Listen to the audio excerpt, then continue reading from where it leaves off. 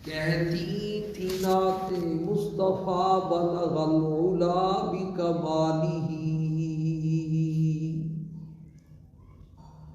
عمریاں بھی تھیں اپنے ذوق میں، ڈالی تھی گردن طوق میں، کہتی تھی اپنے شوق میں کشف الدجا بجمالہ، بلبلیں تھیں سو بسو لے لے کے ہر ہر گل کی بو، کرتی تھی باہم گفتگو حسنت جمیع خصالہ، چڑیوں کی سن کر یہ چہچہے بلائی انسان کیوں چپ رہے، لازم ہے اس کو یوں کہے صلو علیہ وآلہ، اللہم صلی علی سیدنا و مولانا محمد وعلی آل سیدنا و مولانا محمد وبارک وسلم، رب اشرح لی صدری ویسر لی امری واحلل عقدۃ من لسانی یفقہوا قولی، رب زدنی علما رب زدنی عملا، سبحانک لا علم لنا الا ما علمتنا انک انت العلیم الحکیم۔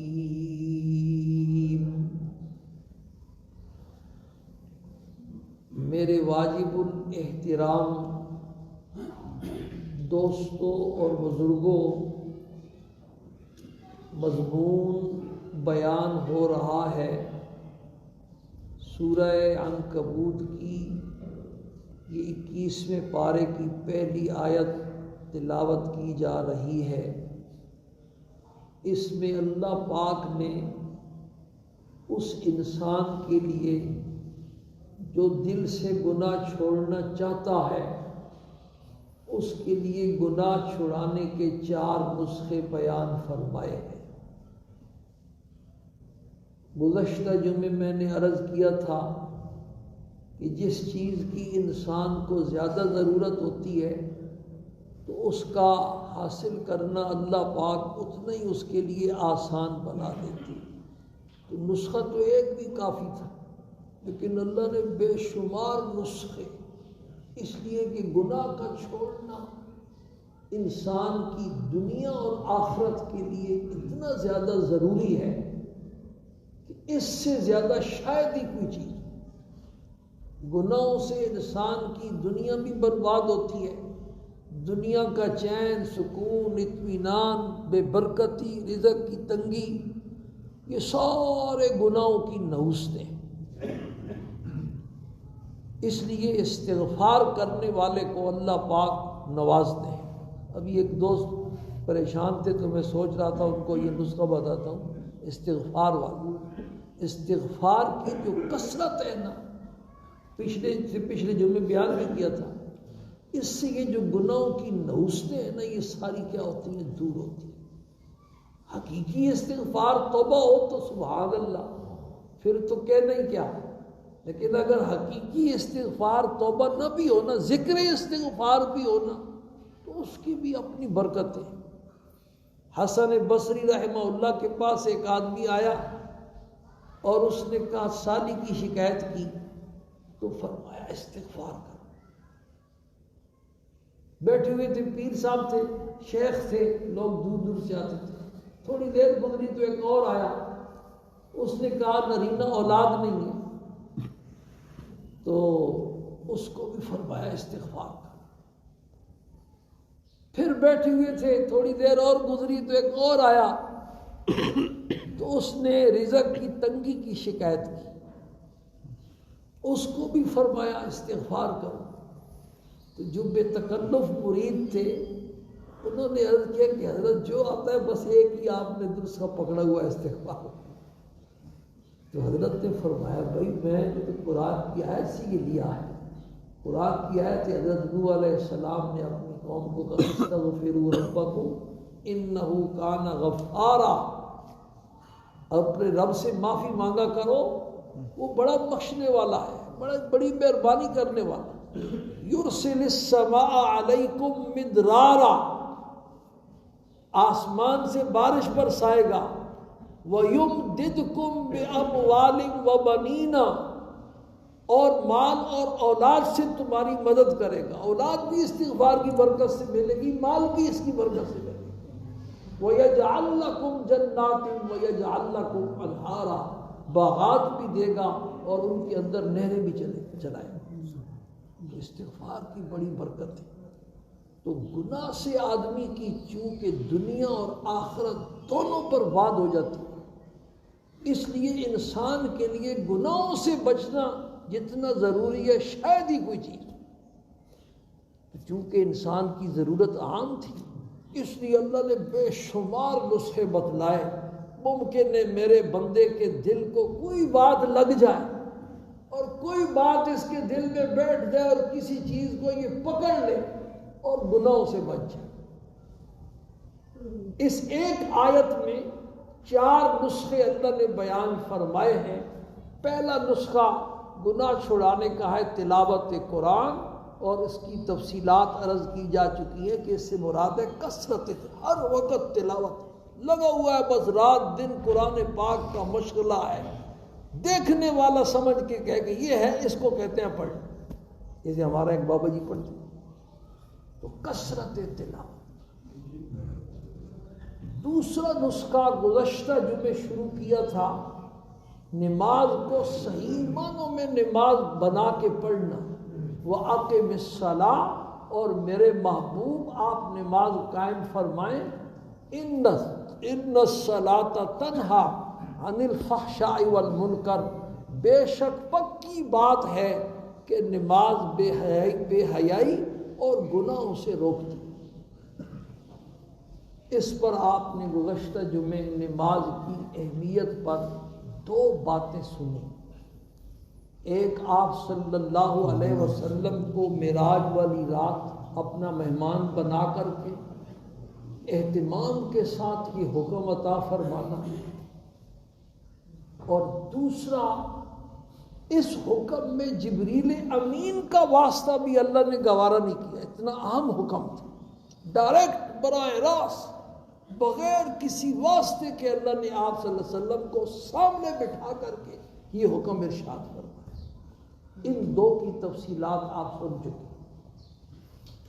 تیسری بات وہ بھی اہمیت ہی کے بارے میں ہے۔ تیسری بات یہ سمجھیں کہ اللہ پاک نے اس کا ایسا اہتمام فرمایا، جب نماز فرض ہوئی تو دوسرے دن جبریل امین تشریف لائے 5 اوقات، اور بیت اللہ کے پاس آپ کو امامت کرا کر کے ایک تو نماز کے اوقات کی تعلیم دی، دوسرا نماز کا طریقہ سکھلایا کہ ایسے نماز پڑھنی اور اس وقت پڑھنی۔ پہلے دن ساری نمازیں ہر وقت کے شروع میں پڑھ کے دکھلائی کہ یہاں سے وقت شروع ہو جاتا ہے۔ ظہر کی نماز، عصر کی نماز، مغرب کی، عشاء کی، اور دوسرے دن ساری نمازیں وقت کے آخر میں پڑھ کر کے دکھایا، پڑھا کر کے کہ جب یہ وقت آ جائے تو پھر آپ کی نماز کا وقت کیا ہو جائے گا، ختم ہو جائے گا۔ جبریل امین عرش معلیٰ سے 7ویں آسمان، پھر 7ویں آسمان سے 6ٹھے آسمان، پھر 5ویں آسمان، پھر 4تھے، پھر 3سرے، پھر دوسرے، پھر پہلے، پھر آسمان دنیا سے نیچے زمین پر آپ صلی اللہ علیہ وسلم فرشتوں کے سردار کتنا لمبا سفر کر کے کتنے اہتمام کے ساتھ تشریف لائے، اور ایک دن میں 5 مرتبہ تشریف لائے۔ ویسے تو دن میں کئی چکر لگا دیتے، ہمیں پرواہ ہی نہیں، ہمارے کانوں کے اوپر کیا کہتے ہیں، جو ہی نہیں رینگ رہی، اس حکم کی کوئی اہمیت ہی نہیں ہم نے سمجھی۔ تو بھائی اللہ پاک کا خوف کرو، اللہ سے ڈرو۔ چوتھی بات، نماز کی اہمیت پر. قرآن و حدیث کی تشریح کرنے والے غور سے سنیں، عجیب بات. قرآن و حدیث کی تشریح کرنے والے 4 امام ہیں جن کی فقہ پر اس وقت تقریباً پوری امت چل رہی ہے. ان 4 اماموں کا بے نمازی کے بارے میں کیا نظریہ ہے، آپ سنیں گے تو آپ کے رونگٹے کھڑے ہو جائیں. کوئی ایک امام بھی بے نمازی کو جینے کا حق دینے کے لیے تیار نہیں. نماز چھوڑنا اتنا بڑا گناہ ہے اور اتنا بڑا جرم ہے کہ بے نمازی کھلے عام یوں زندہ نہیں رہ سکتا. جس کو آج کل کی اصطلاح میں کہہ رہے ہیں نا، آج کل بڑا شور اور غلغلہ ہے، فل کوٹ کا. ہاں 3-4 کا فیصلہ نہیں ہے بھائی، فل کوٹ کا فیصلہ ہے. اور ان کے چیف جسٹس جو ہیں وہ کون ہیں؟ امام اعظم ابو حنیفہ رحمہ اللہ. سب سے پہلا مسلک امام احمد ابن حنبل رحمہ اللہ کا. وہ یہ فرماتے ہیں کہ جس نے جان بوجھ کر کے نماز پڑھی وہ مرتد ہو گیا. چھوڑی جس نے جان بوجھ کر نماز چھوڑی وہ مرتد ہو گیا، دائرہ اسلام سے خارج ہو گیا. اور مرتد ہونے والا جو آدمی ہے اس کی سزا یہ ہے کہ وہ واجب القتل ہے، اس کو قتل کر دو، اس کو زندہ رہنے کا کوئی. اور ان کے پاس باقاعدہ دلیل ہے بھائی، من ترک الصلاۃ متعمدا فقط. دوسرے امام اس حدیث کا اور مطلب بیان کرتے ہیں کہ یہ ڈرانے کے لیے کہا گیا. بھائی میری طرف توجہ کرو، دائیں بائیں مت دیکھا کرو. اس سے بھی اب یہ جو میں نے چھوڑی کے بجائے پڑھی گیا نا، یہ آپ کی وجہ سے، آپ کی عدم توجہ کی وجہ سے. میری طرف توجہ کرو. یہ پہلے امام کا مسلک ہے کہ وہ مرتد ہے اور واجب القتل ہے، اور ان کے پاس باقاعدہ اس کی دلیل ہے بھائی. دوسرا مسلک امام شافعی اور امام مالک رحمہم اللہ کا ہے. امام مالک اور امام شافعی رحمہم اللہ کا مسلک یہ ہے کہ یہ مرتد تو نہیں کہتے ہم، ہے تو مسلمان، دائرہ اسلام سے خارج تو نہیں، لیکن اس نے گناہ اتنا بڑا کیا ہے کہ اس گناہ کی سزا میں، پاداش میں، حد کے طور پر اس کو قتل کر دیا. ان کے پاس بھی باقاعدہ حدیث شریف دلیل ہے. امرت ان اقاتل الناس حتی یشہدوا ان لا الہ الا اللہ ویقیموا الصلاۃ ویؤتوا الزکاۃ. آپ صلی اللہ علیہ وسلم نے فرمایا کہ مجھے اس بات کا حکم دیا گیا کہ میں لوگوں سے قتال کروں اس بات پر کہ وہ اللہ پاک کی توحید کی گواہی دے اور نماز قائم کرے اور زکوٰۃ ادا کرے. چوتھا مسلک، تیسرا مسلک، یہ دو اکٹھے ہیں. امام شافعی اور امام مالک کا مسلک کیا ہے؟ یہ تینوں تو کہتے ہیں اس کو قتل کر دو، زندہ رہنے کا اس کو حق نہیں. اور تیسرا جو مسلک ہے وہ ہمارے امام صاحب رحمہ اللہ کا مسلک ہے. امام صاحب رحمہ اللہ کا مسلک یہ ہے کہ جو آدمی جان یہ بھی کیا کر رہے ہو، ساتھ یہ نہ کرو بیٹا، اس کی اجازت نہیں ہے، اس کو بند کرو. میں بھی اسی کہتا ہوں مزہ نہیں آ رہا، کوئی گڑبڑ ہو رہی ہے. اس سے تو ہم لوگوں کو روکتے ہیں، اس نے تو لوگوں کو کاچوں تک پہنچایا. اللہ کے بندے بالکل ویڈیو آڈیو کی قطعاً اجازت نہیں ہے. ہاں ٹیپ کر سکتے ہو، سادہ ٹیپ. آئی بات سمجھ میں؟ امام صاحب رحمہ اللہ کا مسلک یہ ہے کہ جس نے جان بوجھ کر کے نماز چھوڑی اس کو وہ کافر بھی نہیں ہے اور اس کی اتنی سخت سزا قتل والی بھی نہیں، لیکن ایسے بے نمازی کو ہم آزادی کے ساتھ گھومنے پھرنے کی اجازت نہیں دے سکتے، اس کو گرفتار کر کے جیل میں ڈال دو اور اتنا مارو اس کو کہ اس کا خون بہنا شروع ہو جائے اور اسی طرح جیل میں پڑا رہے حتی یتوب او یموتا، یہاں تک کہ یا تو سچی توبہ کر لے اور اپنے عمل سے بتلا دے میں نے توبہ کر لی، او یموتا، یا پھر اسی طرح جیل میں سڑتے سڑتے اس کی موت ہو گئی۔ اب آپ سوچیے یہ قرآن و حدیث، اگر دنیا میں اسلامی نظام کہیں آ جائے، یہاں پاکستان میں فقہ حنفی کی اکثریت ہے بھائی، تو فقہ حنفی نافذ ہوگی، سعودی عرب میں فقہ حنبلی نافذ ہوگی، اور یہ مغربی علاقوں میں فقہ مالکی نافذ ہوگی۔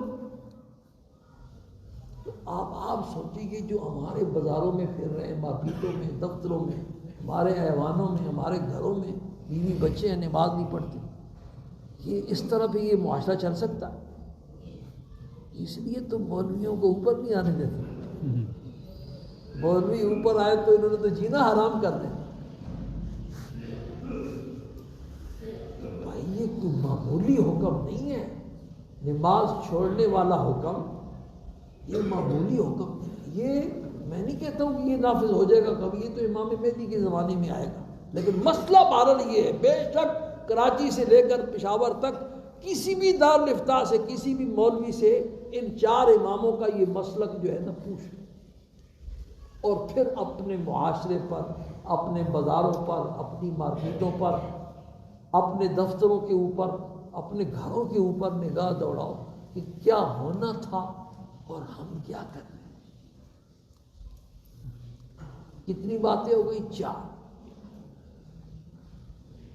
5ویں بات، سرکار دو عالم صلی اللہ علیہ وسلم کا ارشاد ہے، بنی الاسلام علی 5۔ آپ صلی اللہ علیہ وسلم نے اسلام کو ایک ایسے خیمے کے ساتھ تشبیہ دی جس کے 5 ستون ہیں۔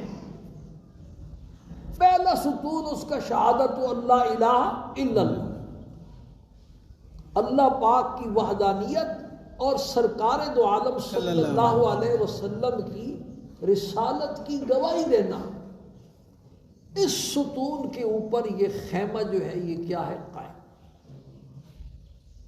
اور دوسرا ستون وہ اقام الصلاۃ، نماز کو کیا کرنا ہے؟ قائم کرنا ہے۔ اور تیسرا ستون ایتاء الزکاۃ، زکوٰۃ کا کیا کرنا ہے؟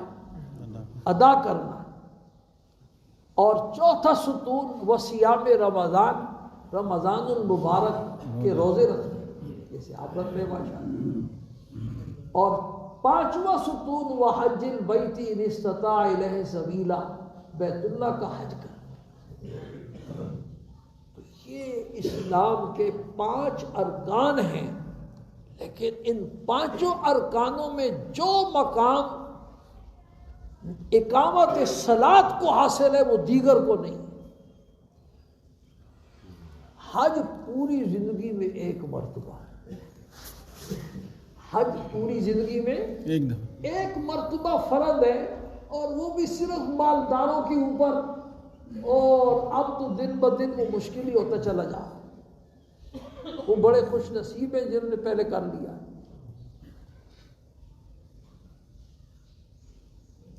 زکوٰۃ دوسرا جو رکن ہے وہ سال میں ایک مرتبہ ہے، اور وہ بھی صرف مالداروں کے اوپر،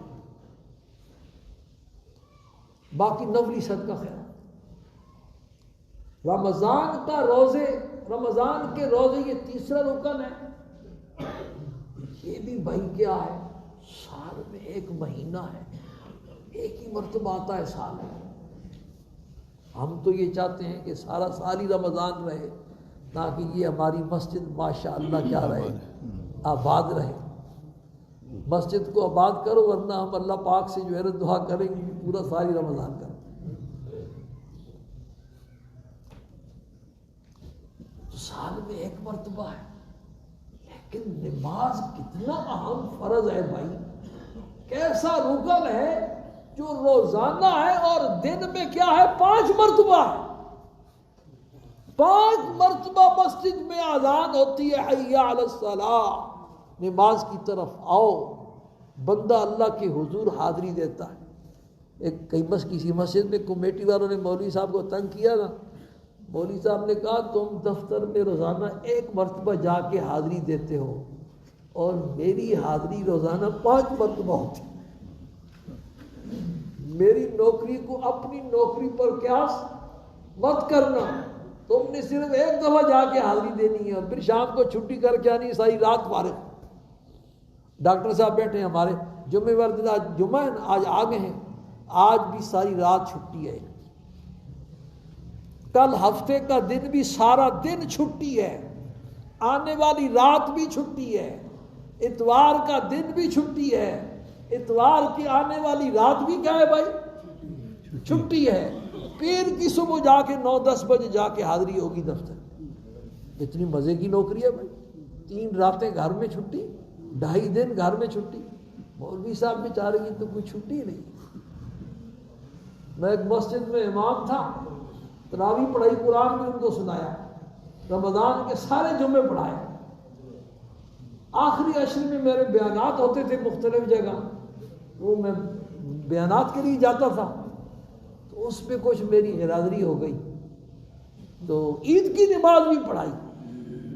پھر عید کے بعد مدرسہ کھلتا ہے 8 شوال کو، تو عید کی 5-6 چھٹیاں میں گاؤں چلا گیا۔ واپس آیا تو ہمارے صدر تھے ریٹائر کرنل صاحب، یہ آپ کی عبرت کے لیے سنا رہا ہوں کہ ہم مولویوں کے ساتھ کرتے کیا ہیں، ان کو دیتے کیا اور پھر کرتے کیا ہیں۔ ریٹائر کرنل تھے، تو کہتے ہیں ارے مفتی صاحب آپ کا دورہ پاکستان ختم ہو گیا، تنزیہ انداز، سارے لوگ میرے مقتدی مل رہے ہیں مجھے بھی۔ میں نے کہا کرنل صاحب ہمارا تو نہ اقبال ڈے ہے، نہ قائد اعظم ڈے ہے، نہ اتوار ہے، نہ جمعہ ہے، یہ عید کے 10-12 دن ہوتے ہیں، وہ 5-6 دن تھے بس۔ ہم نے اپنے خاندان والوں کو ملنا ملانا ہوتا ہے، کچھ معاشرتی مجبوریاں بھی ہوتی ہیں، تو کیا کرے، اللہ نے روزانہ 5 نمازیں جو فرض کی ہیں۔ میں نے کہا اللہ نے روزانہ 5 نمازیں پڑھنی فرض کی ہیں نا، پڑھانی تو فرض نہیں کی ہیں۔ پڑھنی فرض ہے نا بھائی، پڑھانی فرض تو نہیں ہے نا۔ بات کیا چل رہی تھی، پھر روزانہ مولوی صاحب کی حاضری روزانہ کیا ہوتی ہے بھائی، 5 ٹائم اس کی حاضری۔ تو کوئی بات ہے نا بھائی نماز میں، اور بالکل اللہ پاک نے چھوٹ نہیں دی ہے نماز کی۔ اس پر انشاءاللہ آئندہ جمعے میں بات کروں گا کہ نماز میں کوئی چھوٹ نہیں ہے۔ اب اگر بات کرنا پھر اگلی بات رہ جائے گی۔ ایک اہم بات آج آپ سے کرنی ہے رمضان کی مناسبت سے، جو ہر سال کرتے ہیں، یہ نماز والا مضمون تو چل رہا ہے بھئی۔ ابھی آخری عشرہ شروع ہونے والا ہے، اس منگل سے انشاءاللہ معتکفین اعتکاف بیٹھ جائیں گے، اور آخری عشرے میں لیلۃ القدر کی مبارک رات، یہ اس امت کی خصوصیت ہے۔ یہ رمضان اور یہ زمانہ تو حضرت آدم علیہ السلام کے دور سے کیا کر رہا ہے، چل رہا ہے، لیکن لیلۃ القدر جو عطا فرمائی ہے وہ اللہ پاک نے اس امت کو محض اپنے فضل سے خصوصیت کے ساتھ عطا فرمائی، اس لیے کہ اس کی عمریں کیا ہیں، مختصر ہیں، تھوڑے وقت میں انہوں نے کام کیا کرنا ہے، زیادہ کرنا ہے۔ آپ صلی اللہ علیہ وسلم نے اس کی مثال بھی دی ہے۔ یہودیوں کی مثال ہے اس مزدور کی جس نے فجر سے زور تک مزدوری کی، اس کو 1 کی رات مالک نے دیا۔ عیسائیوں کی مثال ہے اس مزدور کی جس نے زور سے عصر تک ٹائم لگایا اور اس کو بھی 1 ہی کی رات دیا۔ اور میری جو امت ہے، امت محمدیہ، اس کی مثال ہے اس مزدور کی جس نے عصر مغرب کے درمیان مزدوری کی اور اس کو ڈبل دیا۔ پہلے 2 نے اعتراض کیا، تو مالک نے کہا تمہارے ساتھ جو طے تھا وہ تو تمہیں مل گیا نا بھائی، یہ میرا فضل ہے، میں جس کو چاہوں دوں۔ یہ لیلۃ القدر کی بابرکت رات اللہ پاک نے بھائی اس امت کو عطا فرمائی۔ لیلۃ القدر خیر من الف شہر۔ اس لیے اصل تو یہ ہے کہ یہ پوری 10 راتیں جاگ کر کے ہم گزاریں۔ یہ چوکیدار ایک مہینہ چند ہزار کے لیے پورا مہینہ جاگتے ہیں، تو اتنی بڑی عبادت کے لیے اور اتنے بڑے کار خیر کے لیے اور ثواب کے لیے اگر 10 راتیں بندہ جاگ لے تو کیا ہے؟ اور اگر پوری 10 راتیں نہیں تو کم از کم تاک راتیں تو جاگے۔ اکثر احادیث میں تاک راتوں کے بارے میں آیا کہ لیلۃ القدر آخری عشرے کی تاک راتوں، اس لیے تاک راتیں پوری جاگنے کی کیا کریں بھائی، کوشش کریں۔ لیکن اگر پوری رات نہیں جاگ سکتے تو جتنا جاگ سکتے محروم نہ رہے بھائی۔ لیلۃ القدر کے بارے میں یہ طے ہے، عوام الناس میں ایک تو معروف یہ کہ لیلۃ القدر ایک لمحہ ہوتا ہے، بس وہ جس کو نصیب ہو گیا، یہ غلط بات ہے۔ معراج کے بارے میں کہ وہ رات لمبی ہو گئی تھی، دونوں باتیں الٹ۔ قرآن پاک نے معراج کا واقعہ بیان کرتی فرمایا سبحان الذی اسریٰ بعبدہ لیلا من المسجد الحرام الی المسجد الاقصی، پاک ہے وہ ذات جس نے رات کے مختصر سے حصے میں، لیلن یہ جو 2 زبریں ہیں نا ان کو عربی گرامر میں تنوین تقلیل کہتے ہیں، جس کی وجہ سے اس کے معنی میں قلت پیدا ہو جاتی ہے۔ رات کے بالکل مختصر سے حصے میں اپنے محبوب کو مسجد حرام سے مسجد اقصی تک کیا کیا، پہنچایا، اور پھر وہاں سے عرش معلیٰ تک پہنچایا۔ اب کیسے پہنچایا بھی، یہ آپ کا معجزہ تھا، یہ خدا جانتا ہے، یہ آپ جانتے، اور معجزہ تو ہوتے وہ جو عقل میں نہ۔ تو معراج کی رات تو بالکل مختصر سا حصے میں وہ واقعہ پیش آیا۔ اور لیلۃ القدر کے بارے میں اللہ پاک کا ارشاد ہے سلام ہی حتی مطلع الفجر، اس کی خیر و برکت اور سلامتی کی بارش طلوع صبح صادق تک برستی رہتی ہے، غروب آفتاب سے لے کر طلوع صبح صادق تک، سحری کا وقت ختم ہونے تک یہ پوری کی پوری بھائی کیا ہے، لیلۃ القدر ہے۔ پوری رات جس کو نصیب ہو جائے تو سبحان اللہ، ورنہ مغرب سے عشاء تک کا وقت بیدار ہو جائے، عشاء کے بعد کچھ نفل پڑھ لے، ورنہ سحری کھانے کے لیے اٹھے تو کچھ پڑھ لے۔ وہ جو حدیث شریف میں آتا ہے نا کہ جو اس کی خیر سے محروم ہے وہ ساری خیر سے محروم ہے، وہ آدمی ہے جو مسجد میں آتا ہی نہیں، نماز روزہ کرتا ہی نہیں۔ ایسے بھی ہے، اب بھی ہے ایسے۔ تو پہلا تو یہ ہے کہ ساری رات جاگے، اور دوسری صورت یہ ہے کہ چلو کچھ نہ کچھ حصہ کیا کرے، ڈال۔ اور تیسرا جو سب سے آسان نسخہ ہے اور وہ ہر سال میں بتاتا ہوں، اور وہ نسخہ یہ ہے جس سے اتنا بھی ہمت نہیں ہو سکتی تو وہ کم از کم ان آخری 10 راتوں میں یا تاک راتوں میں عشاء اور فجر کی نماز جماعت کے ساتھ اسی نیت کے ساتھ تکبیر تحریمہ کے ساتھ پڑھ لیں، اور سارے ماشاءاللہ پڑھتے ہیں۔ حدیث شریف میں آتا ہے جس نے عشاء کی نماز جماعت کے ساتھ پڑھی اس کو آدھی رات عبادت کرنے کا کیا ملے گا، ثواب ملے گا، اور جس نے پھر اس دن فجر کی نماز بھی جماعت کے ساتھ پڑھ لی اس کو پوری رات جاگ کر کے عبادت کرنے کا اللہ پاک کیا کریں گے، سبحان اللہ۔ تو اس لیے یہ آنے والا عشر، اور اگر اعتکاف نصیب ہو جائے سبحان اللہ، ہمارے کئی دوست ہیں جن کو ہر سال اللہ پاک نصیب، تو اعتکاف والے کو اور کچھ ملے نہ ملے لیلۃ القدر تو مل ہی رہتی ہے، اگرچہ سویا رہے۔ معتکف کا سونا بھی کس میں جاتا ہے، عبادت میں لکھا جاتا ہے۔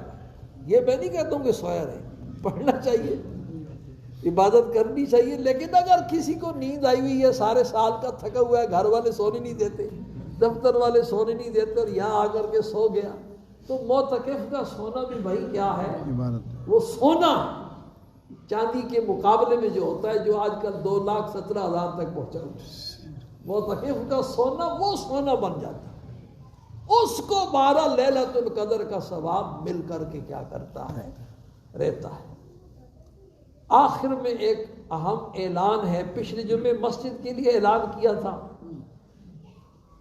میں تو کہتا تھا آپ کو کنجوس، لیکن ماشاءاللہ بڑے بڑے بندے چھپے ہوئے اس میں بھائی، ایک ہی آدمی نے سارا وہ 10-12 لاکھ کا خرچہ برداشت کر لیا، سبحان اللہ۔ لیکن یہ بات یاد رکھیں کہ مسجد میں صرف عطیہ لگتا ہے یا نفلی صدقہ، زکوٰۃ، صدقۃ الفطر اور فدیے کی رقم، یہ جو واجب ہیں یہ چیزیں مسجد میں خرچ نہیں ہوتی، یہ اصل تو حق ہے مدرسوں کا۔ میں 3 مدرسوں میں پڑھاتا ہوں، 4 مدرسوں کا سرپرست ہوں، اور 7-8 سال میں کبھی میں نے آپ سے چندہ نہیں مانگا، لیکن جب عبدالرحمان صاحب نے مجھے بتایا بھی ایک ہی آدمی تو میرے دل میں مدرسے والے مجھے ہر سال کہتے ہیں، لیکن مجھے شرم آتی تھی، تو بھئی ان مدرسوں کو اپنا محسن سمجھیں، ان سے نفرت نہ کریں، ان سے محبت اور پیار کریں، اور جیسے میں کہتا ہوں کہ چھپ چھپا کر کے کبھی مدرسوں کا وزٹ کیا کریں، دیکھیں آدھی رات کو بھی بچے قرآن پڑھ رہے ہیں، حدیث پڑھ رہے ہیں، فقہ کا تکرار کر رہے ہیں، بچے کر کیا رہے ہیں؟ یہ میڈیا نے آپ کا ذہن خراب کیا کہ وہاں دہشت گردی، چھوٹے معصوم بچے، رات دن حضرت لاہوری رحمہ اللہ کا قول ہے، جب سے لاہور کی کنجریوں کو لائسنس ملا ہے ہر رات عذاب اللہ کا اترتا ہے، لیکن نیچے بچے مدرسوں میں قرآن پڑھ رہے ہوتے ہیں، اس کو دیکھ کر کے عذاب ٹل جاتا ہے۔ سبحان اللہ۔ اس لیے ان کو اپنا، یہ لاکھوں مسجدیں ہیں پاکستان کی پورے ملک میں، ان ہر مسجد کو تراویح میں قرآن سنانے والا بھی مہیا ہے، سننے والا حافظ بھی مہیا ہے، امام بھی، خطیب بھی، مسئلہ بتانے والے مفتی بھی، یہ سارے کہاں سے آ رہے ہیں بھئی؟ آسمان سے ٹپک رہے ہیں یا کھیتوں میں پیدا ہو رہے ہیں؟ یہ مدرسوں میں پیدا ہو رہے ہیں۔ تو زکوٰۃ، صدقۃ الفطر اور فدیے کی جو رقم ہے، قاری صاحب کے پاس باقاعدہ رسید بھی موجود ہے، اور جو ساتھی وزٹ کرنا چاہے اس کو ہم مدرسہ دکھا بھی سکتے ہیں۔ 3 مدرسے دیہات گاؤں میں ہیں، ایک مدرسہ ڈیرہ اسماعیل خان میں، میرے استاد جی ہیں، ان کے ساتھ بھی تعاون کرنا ہوتا ہے، اور 3 مدرسوں میں یہاں میں آپ کے سامنے روزانہ فجر کے بعد جاتا ہوں، 3 مدرسوں میں الحمدللہ بخاری شریف اور ترمذی شریف پڑھا کر کے زور کے وقت واپس آ جاتا ہوں۔ ان سارے مدارس کا آپ پر حق ہے، وہ مجھے کہتے رہتے ہیں۔ اللہ پاک آپ سب کو جزائے خیر عطا فرمائے اور عمل کی توفیق نصیب فرمائے۔